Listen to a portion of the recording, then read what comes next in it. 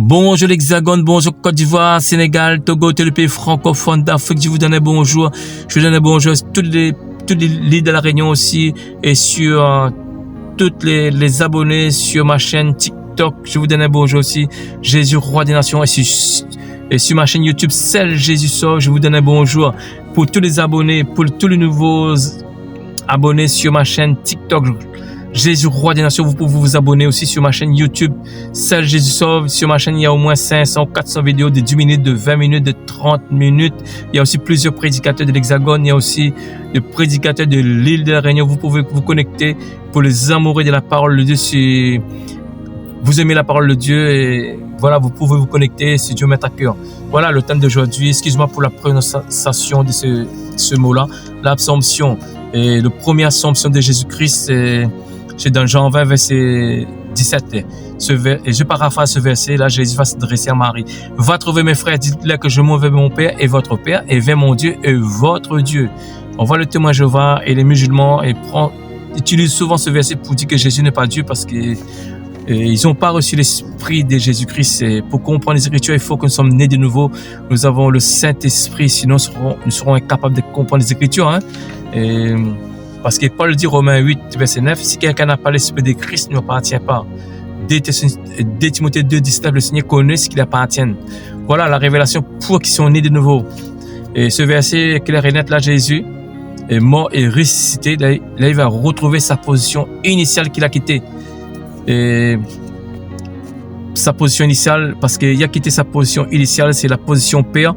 Dieu, dans Philippiens 2, verset 5, et Matthieu 20, verset 28, ce verset concorde de même similitude. C'est ainsi que le Fils de l'homme est venu, non pour être servi, mais pour servir et donner sa vie comme la rançon de plusieurs. Là, Jésus va présenter son sang dans le lieu très saint. Je vais lire ce verset. Hébreux 10, Hébreux 9, verset 11 à 12.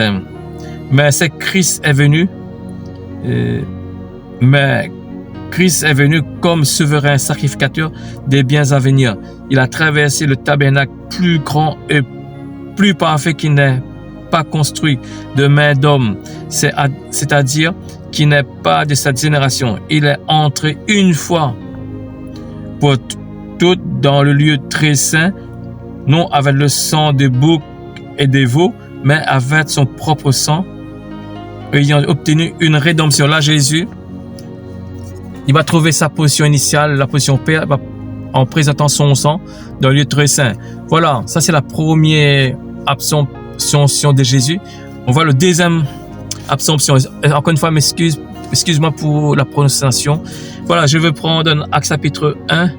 Chapitre 1, c'est le deuxième absomption de Jésus. Actes chapitre 1.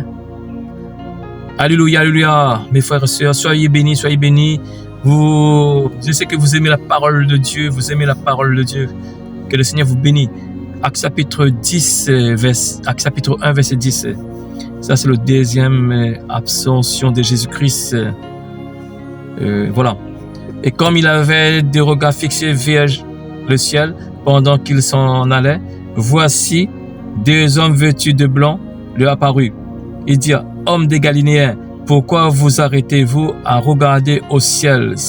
C'est Jésus qui vous a été enlevé au ciel du milieu de vous, viendra de la même manière que vous l'avez vu allant du ciel. Voilà, ça c'est la deuxième ascension de Jésus-Christ. Et je relis le commentaire. La première ascension de Jésus, elle désigne le moment où Jésus-Christ monte au ciel. Voilà, c'est la deuxième assomption. Là, Jésus maintenant va trouver sa place initiale, veut dire la droite de Dieu. La droite de Dieu, c'est pas Dieu à droite, Jésus à gauche. Non, c'est un langage métaphorique, parce que la droite représente la puissance et l'autorité. Parce qu'on prend Somme 89, verset 13, ton bras est puissant, ta main forte, ta droite élevée. Voilà, Et quand Jésus, je refais ce verset, Jean 20, verset 17, va trouver mes frères, dites-leur que je m'en vais mon Père et votre Père, et vers mon Dieu et votre Dieu. Ça, c'est des langages métaphoriques. Et langage métaphorique parce que Jésus souvent parlait toujours en parabole. Même Jésus disait avec les pharisiens, Romains et Jean 8, verset 43, pourquoi ne comprenez-vous pas mon langage? Voilà. Et langage spirituel pour les personnes qui sont nées de nouveau.